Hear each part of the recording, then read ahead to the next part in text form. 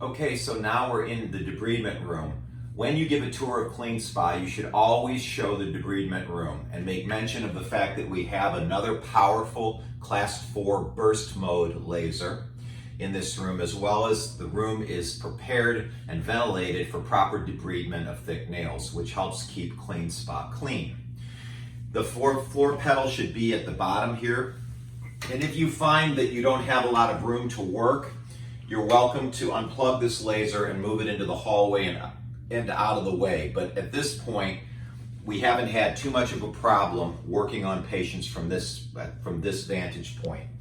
You'll note that there's a vacuum, if you can show the vacuum behind the chair there, and that's a very powerful new vacuum. That vacuum is connected to this hose, which is a lot like a car wash vacuum. It'll be mounted on an IV pole so that you can actually hover the suction directly over the toes that you're working on. Feel free to ask the client to assist you in pointing the device if you feel that the client can do so in order to keep the suction over the toe, as it's important. This vacuum system is HEPA filtered, meaning that all of the debris sucked into it does not go anywhere else in the room but stays in the vacuum. The vacuum is loud and this room is small, meaning there's not room for anybody else but you and the client. It is important that you use this room when you do debridements. The actual wand or debridement wand is velcroed to the wall and should have on it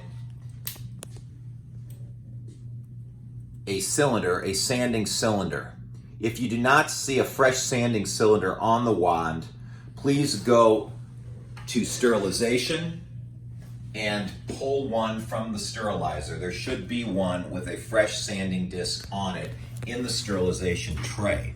So within this tray, you should see this right here just sitting there. Pull it and use it.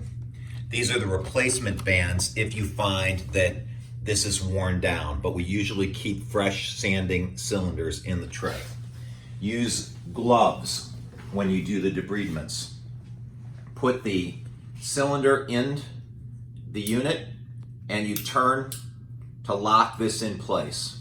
Hold it like a pencil, turn it on, there's the on switch right here, and adjust the speed. At this point, the rheostat is off, and at this point, we've adjusted it to about 1/4 of the total power.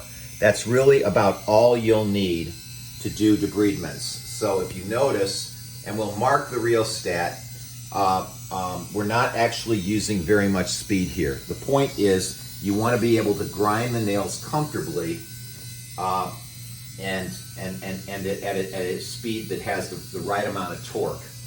One thing you'll also notice is if I turn the rheostat all the way down and stop the unit, there's a switch here